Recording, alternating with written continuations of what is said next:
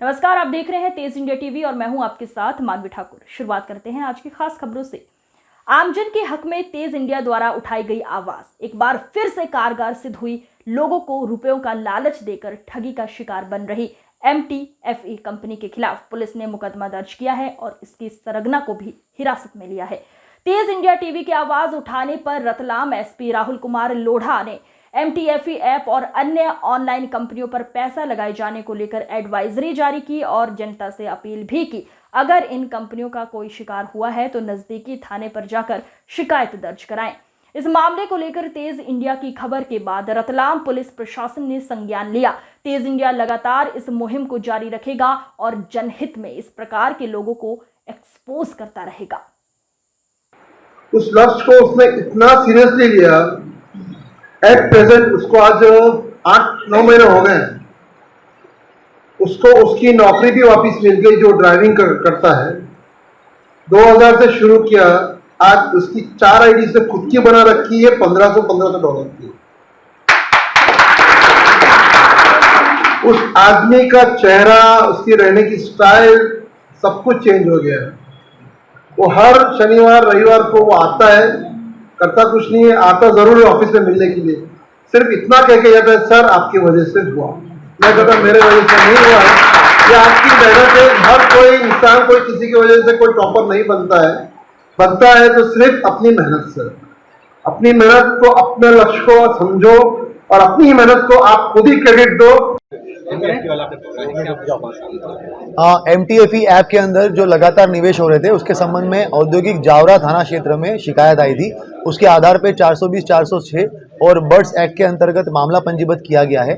इसमें लगातार जो ऐप के अंदर धोखाधड़ी से पैसे लगाए जा रहे थे और उसके बाद में उसमें बड़ी मात्रा में जो गबन किया है, उसमें मामला पंजीबद्ध करके 3 लोगों को आज पुलिस ने हिरासत में लिया है, जिसमें एक हुजैफा जमाली, दूसरा वाजिद मोहम्मद और तीसरा वसीम मोजम, ये तीनों को गिरफ्तार कर लिया है। हुजैफा जमाली इसके अंदर जो सबसे बड़ा इसका संचालक था, उसको पुलिस ने नीमच से उठाया है और भी आगे पूछताछ कर रहे हैं। जो तथ्य सामने आएंगे उसके हिसाब से हम लोग अग्रिम करेंगे। तरीका क्या होता था, कैसे इन्वेस्ट करवाते थे, क्या होता ये बेसिकली MTFE ऐप के थ्रू एक अलग अलग ID बनवाते थे और उसमें एक रेफरल कोड मिलता था।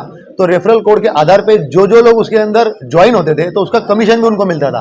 तो इस तरीके से जो पॉन्जी स्कीम होती है, एक आदमी 10 को अगर ऐड करेगा तो उसका कमीशन मिलेगा और उसके आगे और 10 को ऐड करेंगे तो उसका कमीशन मिलेगा। इस तरीके की वो स्कीम इंटरनल जो है वो संचालित हो रही थी। ये बेसिकली इलीगल है। उसमें मामला हम लोगों ने पंजीबद्ध करके अग्रिम कार्रवाई की। अभी जो हमारे पास में शिकायत आई है वो लगभग 21 लाख के आसपास की शिकायत है 16 लोगों के साथ में, और भी इसमें शिकायतें हमारे पास में अगर आती है तो उसको हम लोग जोड़ के और अग्रिम कार्रवाई करेंगे।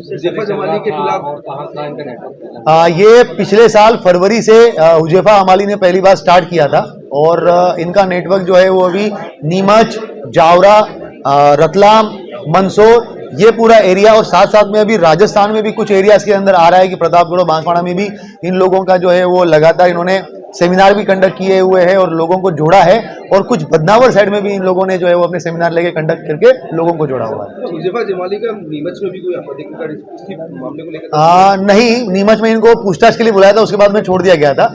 मगर अभी जब हम लोगों को प्रूफ्स मिले हैं उसके बाद में हम लोगों ने मुकदमा पंजीबद्ध करके और कार्यवाही करी है और नीमच में भी उसको इन्फॉर्म कर दिया गया है। रतलाम शहर की अजाक कन्या छात्रावास की करीब आधा दर्जन छात्राएं फूड पॉइजनिंग का शिकार हो गई हैं। सभी बालिकाओं को उपचार के लिए जिला अस्पताल में भर्ती कराया गया है। फिलहाल सभी की हालत स्थिर बनी हुई है। अस्पताल में भर्ती छात्राओं की माने तो रात को उन्होंने पूरी खाई थी, उसके बाद सुबह फिर खाना खाकर स्कूल गई थी, जहां उनकी तबीयत खराब हुई और उन्हें अस्पताल तक लाना पड़ा।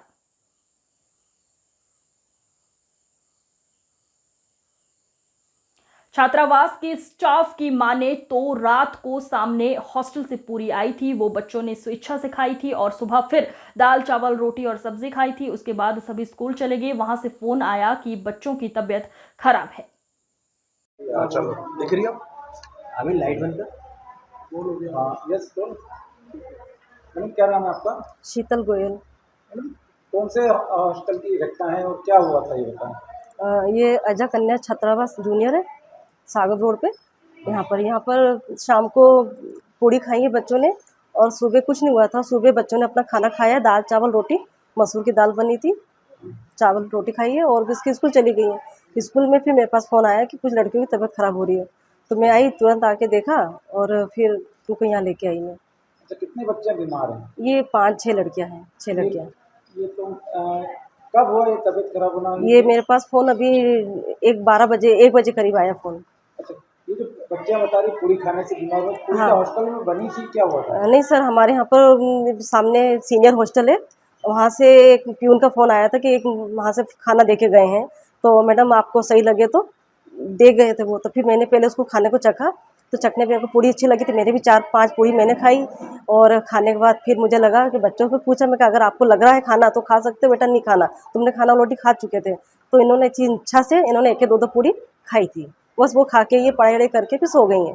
सुबह देखा तो सुबह सब ठीक थी, फिर सुबह का इन्होंने खाना खाया है, दाल चावल रोटी जो बनी थी हॉस्टल में वो खा के फिर स्कूल निकली है। स्कूल से फिर मेरे पास 12 बजे करीब फ़ोन आया था कि इनका पेट दुख रहा कुछ लड़कियों का, तो फिर मैं इनको लेके स्कूल से सीधे यहाँ आई फिर। बेटा क्या नाम है आपका? शर्मिला। शर्मिला। थोड़ा जोर से बोलना होता है। शर्मिला। कौन सी क्लास में पढ़ते हो? 7th। कहाँ रहते हो? कौन सा हॉस्टल में रहते हो? अजा करने जूनियर छात्रावास। क्या हुआ रात को? सर शाम को पूरी आई थी और हमने सुबह खाई थी। पूरी कहाँ से आई थी कुछ पता है आपको? अच्छा, पूरी के साथ में और कुछ भी खाया था आपने? कल पूरी खाई थी? हाँ। अच्छा, तो सुबह ताजा खाना नहीं आया था? नहीं आया था। हॉस्टल में बनाते हैं सुबह। तो ताजा खाना दिया था सुबह आपको, तो वो खाया था आपने? नहीं खाई, भूख नहीं थी सर। पूरी खाई थी केवल? कितनी पूरी खाई थी आपने? 2। पूरी। शहर के दीनदयाल नगर थाना अंतर्गत एक विक्षिप्त द्वारा महिला पर कैंची से हमला कर दिया गया। महिला को गंभीर चोट आने पर उपचार के लिए जिला अस्पताल ले जाया गया था, जहां उसकी मौत हो गई। पुलिस ने इस मामले में युवक को हिरासत में ले लिया है। बताया जा रहा है कि महिला फूल और नारियल की दुकान लगाती है। विक्षिप्त व्यक्ति द्वारा उससे नारियल मांगा गया था, जो नहीं देने पर उसके द्वारा कैंची उठाकर महिला पर हमला कर दिया गया। कुछ लोगों ने महिला को बचाया और अस्पताल भिजवाया, लेकिन अस्पताल में महिला ने दम तोड़ दिया। वहीं दूसरी ओर पुलिस ने आरोपी युवक को हिरासत में लिया है। पुलिस ने आरोपी के खिलाफ हत्या का मुकदमा दर्ज किया है और आसपास लगे सीसीटीवी कैमरा के फुटेज भी। ईदगाह रोड। क्या हुआ था इनके साथ में, कैसे हुआ था हादसा? एक नारियल के पीछे हुआ था। क्या हुआ था? एक नारियल तोड़ के ले जा रहा था बेंडा, तो उससे हाथ में कैंची थी तो वो लग गई। ये क्या उसने कैंची मारी? कैंची मारी पेट पे। कहाँ की घटना है ये? ईदगाह रोड, बान्ना बस स्टैंड। वो क्या मतलब ऐसा इसको पहचानते हो आप लोग? नहीं पहचानते हो, बस ऐसे ही बेंडे टाइप? ऐसे बेंडे जैसे घूमता हो। क्या नाम है इनका? सीमा सोलंकी। पति? चंद्र सिंह जी सोलंकी। आप क्या लगते हैं इनके? ये क्या करते हैं? मैं लड़का, उनका लड़का हूँ। चल। डीडी नगर थाना क्षेत्र अंतर्गत आज एक महिला को एक विक्षिप्त ने कैंची मार दी है और उसके बाद उसको जब अस्पताल में लेके गए तो महिला की डेथ हो गई है।